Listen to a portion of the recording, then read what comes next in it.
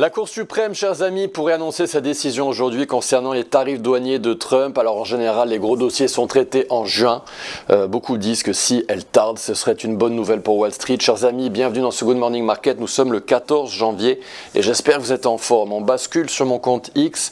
Je fais des points marchés tous les jours. Mon nom de compte, c'est Antoine XTB. Et hier, l'IPC a envoyé le S&P 500 à sa cible H4. Et puis on a rejeté à la baisse. On a eu un petit effet sell de news. Le S&P 500, je vous le dis depuis quelques temps, est dans un biseau haussier, le Nasdaq dans un triangle, et le marché attend la décision de la Cour suprême. Il semble attendre quelque chose, ça, il n'y a pas de doute. Alors, est-ce que ça interviendra aujourd'hui ou pas? L'avenir va nous le dire. Bitcoin a cassé sa résistance H1 et pourrait se diriger vers 103 000 $, voire 108 000 $ avant de repartir à la baisse. On surveillera ça dans le Good Morning Market. L'or a eu sa cible en hebdomadaire, très bonne nouvelle. L'argent a eu sa cible en hebdomadaire également. On a atteint les 90 $, c'est ce que je vous disais il y a quelques jours. Je crois que c'était ici. Voilà, 90 $ dans l'argent. Extraordinaire, extraordinaire la tendance dans le silver. J'ai des choses à vous dire, j'ai un graphique à vous montrer. Alors le sujet du jour, oui, c'est est-ce qu'il y a une bulle dans la tech? Alors vous connaissez mon opinion là-dessus, c'est elle est en formation, mais elle n'a pas éclaté. Regardez ce graphique qui vous est présenté par Goldman Sachs. C'est une comparaison de différentes bulles dans l'histoire sur les 12 derniers mois, la performance sur les 12 derniers mois. Actuellement, on est dans cette courbe, la sombre, la bleue tout en bas sur le S&P 500 et ici en bleu clair dans la tech américaine, dans le Nasdaq. On est en train de monter de 19% depuis 12 mois. C'est rien comparé à ce qui se passait durant la bulle Internet en 2000, 104%, voire d'autres bulles par le passé. On pourrait être dans une bulle, on va en parler aujourd'hui, chers amis, vous restez avec moi. J'ai quelque chose à vous montrer. Trump a posté juste avant de se coucher, il a dit que l'économie allait très très bien et il a fait un petit peu de conseil en investissement. It's time to invest. Alors la dernière fois qu'il avait fait ça, on s'en souvient tous, hein, c'était début avril. Il avait posté It's time to buy sur Truth Social et le S&P 500 était monté de 40%. Donc pour lui, pour Trump, il n'y a pas vraiment de bulle. Autre chose à vous montrer, c'est la saisonnalité du VIX, je vous en parle assez fréquemment. Le VIX commence à grimper de façon saisonnière à partir de mi-janvier, théoriquement jusqu'à mi-mars. C'est pour ça que je vous dis souvent que les corrections dans les actifs risqués ont tendance à se produire durant les premiers mois de l'année. On a les expirations du VIX le 21. Pour l'instant, ça devrait être calme, mais par contre, le 18 février, actuellement, le marché price une forte hausse du VIX. On bascule dans Xstation. Concernant le calendrier du jour, pas mal de données aujourd'hui. Donc on a eu l'IPC hier qui a été finalement un non-événement. On a aujourd'hui les ventes au détail aux États-Unis, l'IPP américain, les ventes au logement dans l'ancien à 16 h, les stocks de brut à 16h30 pour les traders de pétrole parmi vous. Et on aura des banquiers centraux, Kashkari et Williams, qui parleront aujourd'hui. Aujourd'hui, chers amis, on va faire une vidéo éducative. On va rappeler ce qu'est un mouvement mesuré haussier, d'abord. Alors un mouvement mesuré haussier, vous le trouvez c'est une pattern technique que vous allez retrouver dans tous les instruments sur toutes les périodes, mais vraiment partout et sur toutes les périodes. Et vous allez utiliser cet outil de Fibonacci ici, vous cliquez sur l'onglet, vous allez appuyer sur retracement de Fibonacci et vous allez vous ancrer sur le plus bas d'une structure haussière, sur le plus bas jusqu'au top. Et vous allez afficher ces retracements qui sont clés. Le retracement des 50%, le retracement des 61,8% qui est absolument clé. Je mets en plein écran pour votre confort.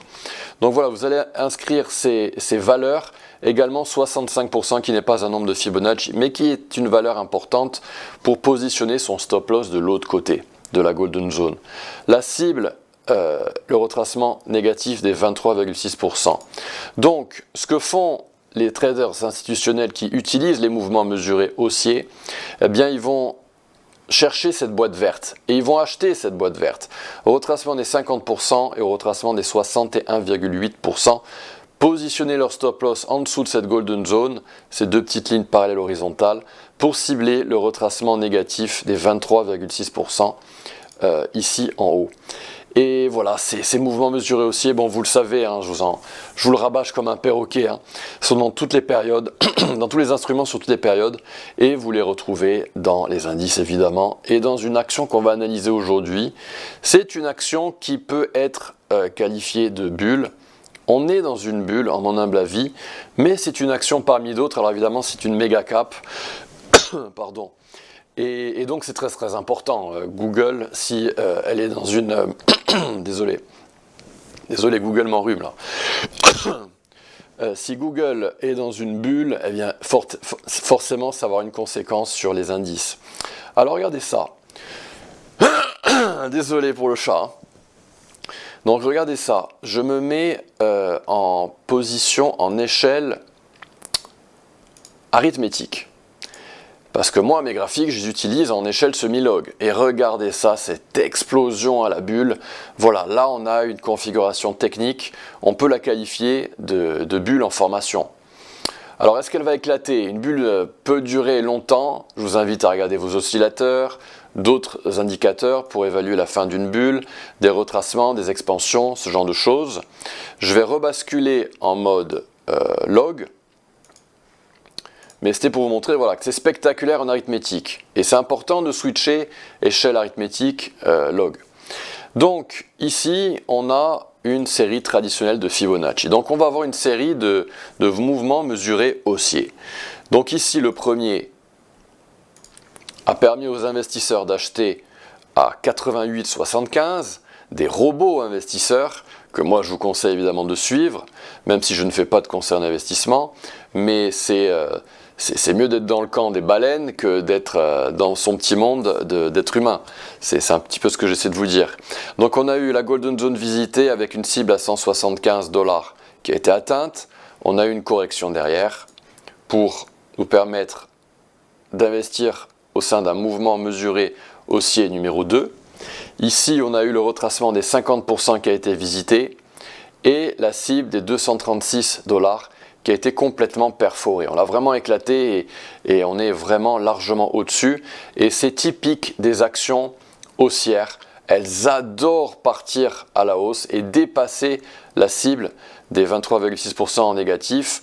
Dans les indices, dans les contrats à terme, dans les CFD, on va avoir des réactions beaucoup plus naturelles à la baisse après avoir atteint une cible. Mais dans les actions, on continue d'un petit peu d'être en lévitation. Alors si on était dans une bulle et si cette bulle éclatait, eh bien on aurait donc cette opportunité qui se présenterait à nous, si jamais on devait corriger à partir d'aujourd'hui, et on aurait cette cible, pardon, ces niveaux de support dans cette boîte verte située entre 240 $ et 217 $. Alors évidemment, si Google continue de monter, eh bien notre ancrage, on devra le rehausser également. Et élément important,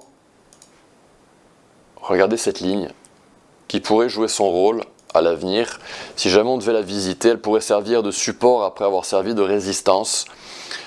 Et donc on pourrait redescendre éventuellement si les dieux du trading sont avec nous, hein, s'ils nous offrent cette opportunité magnifique, on pourrait redescendre cette boîte verte avant de remonter direction les 387. C'est vraiment très spéculatif, on pourrait continuer de grimper dans Google.